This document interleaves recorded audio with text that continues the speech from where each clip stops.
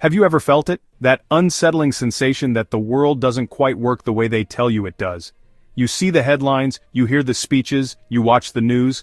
But beneath the surface, a different game is being played. A game with its own set of rules, rules that are never spoken aloud, never taught in schools, and certainly never shared with the public. These are the hidden mechanics of power, the invisible strings that move kings, presidents, and CEOs. They are the darkest secrets of human nature, used by a select few to control the many. We are taught to believe in fairness, in justice, in a level playing field, but the powerful know better. They know that power is a ruthless, amoral force, and those who wield it effectively do so by understanding its secret, unwritten laws. This is not a conspiracy theory. It is a reality of human history, as old as civilization itself. From the courts of ancient emperors to the boardrooms of modern corporations, the same patterns repeat. The same strategies are deployed. The powerful rise not by accident but by design. They know when to be the lion and when to be the fox. They see the world as a grand chessboard, and they are always thinking several moves ahead. The rest of us? We are merely the pieces they move, often without our knowledge or consent. The knowledge you are about to receive is dangerous. Because once you understand these rules, you can no longer be easily controlled. We will peel back the curtain layer by layer. We will explore 10 of the darkest, most potent secrets of power. Prepare yourself. The world you thought you knew is about to be shattered. The game is afoot, and it is time you learn the rules.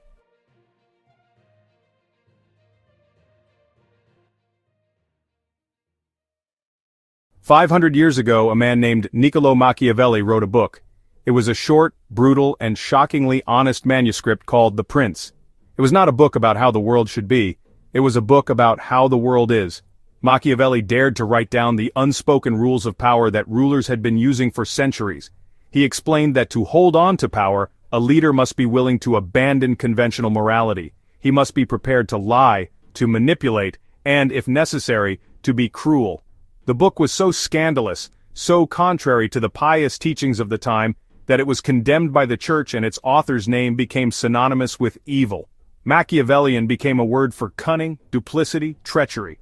The powerful publicly denounced Machiavelli's work, calling it a guide for tyrants. But in private, they studied it obsessively. From Frederick the Great to Napoleon Bonaparte, from modern dictators to corporate titans, leaders have kept the Prince as their secret Bible. They understood its core lesson.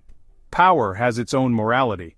While the masses are taught to be good, honest, and forgiving, those who seek to rule them know that such virtues are weaknesses in the arena of power. The elite guard this knowledge closely. They want you to believe in ideals, to play by the rules of fairness and decency, because your predictability makes you easy to manage. The principles Machiavelli outlined were not his invention. He was merely a historian and a keen observer of human nature. These laws of power are timeless because human nature is timeless. The technologies change, the costumes change, the titles change, but the fundamental desires for security, status, and control remain the same. So, as we delve into these dark secrets, remember that they are not theoretical. They are a practical historical reality. Let us now pull back the veil on the first secret.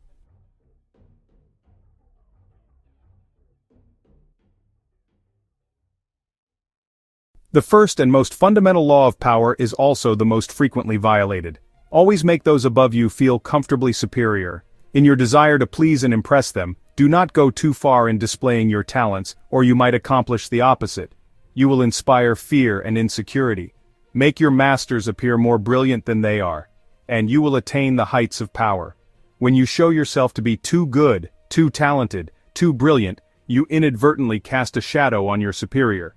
Consider the fate of Nicolas Fouquet, the finance minister to King Louis XIV of France. Fouquet was a man of immense talent, charm, and ambition. To honor his king, he threw the most lavish party the world had ever seen at his magnificent chateau. He intended it as a tribute, a display of his devotion and competence. But the king did not see it that way. Louis XIV saw a man whose wealth, taste, and power rivaled his own. The very next day, he had Fouquet arrested on trumped-up charges of treason. Fouquet spent the last 20 years of his life in a fortress, a forgotten man. His crime was not theft, his crime was outshining the master. This principle applies everywhere, not just in royal courts. In the corporate world, the ambitious young executive who constantly upstages their boss in meetings will soon find their career stalled. The path to power is a ladder, and you cannot climb it by kicking down the person on the rung above you.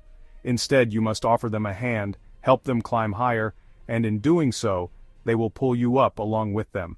Hide your talents. Be a discreet and indispensable servant. People in power are like insecure gods. They want to feel that the world revolves around them. Any star that shines too brightly in their sky must be extinguished. Do not be that star. Be the quiet astronomer who helps them navigate, and they will keep you by their side forever. That is the first secret to mastering the game. The second dark law of power is to keep people off balance and in the dark. Never reveal the purpose behind your actions. If they have no clue what you are up to, they cannot prepare a defense. Guide them far enough down the wrong path. Envelop them in enough smoke. By the time they realize your true intentions, it will be too late. Human beings are creatures of habit. They desperately want to know the why behind the what.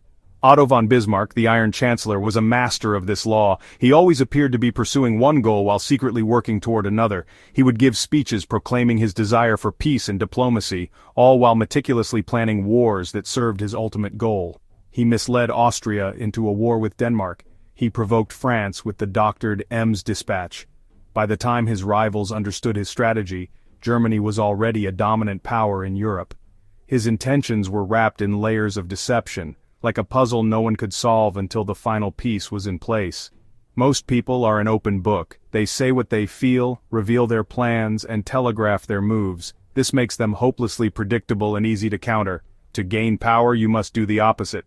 Cultivate an air of ambiguity, use decoy objectives and red herrings. Let them exhaust themselves chasing phantoms while you quietly advance on your real prize.